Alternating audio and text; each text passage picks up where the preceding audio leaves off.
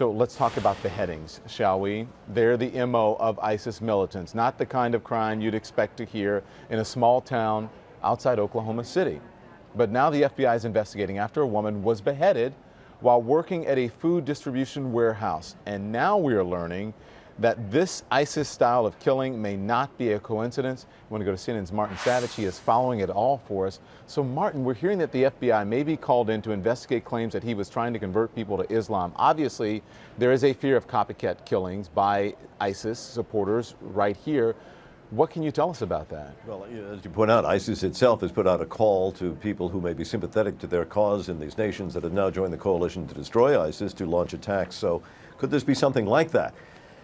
There's no doubt that there is that concern, and there are some red flags, as you point out. Yesterday, this was first reported as a workplace dispute. It was a man who had been fired, and it looked at that time like possibly this person had sought revenge by, unfortunately, attacking people where he worked.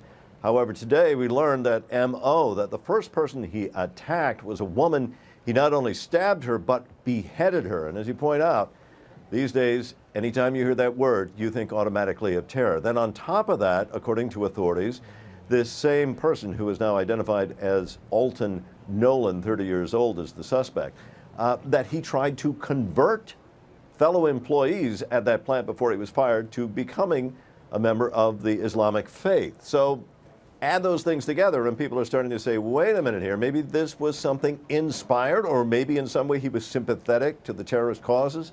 That's why the local police have called in the FBI. The FBI now would be looking at this man's social footprint on social media, in other words, trying to find out, what websites or with whom was he communicating.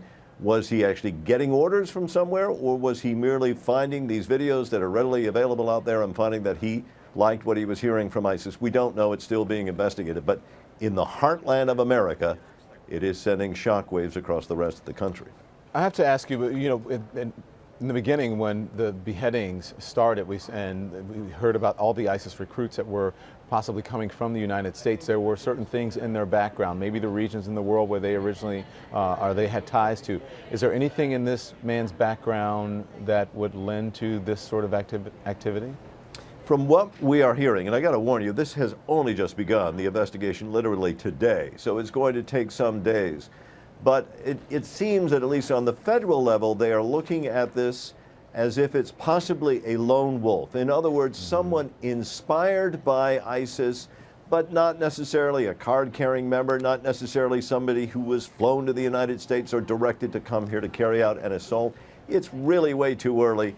They are just starting to follow the threads, Don.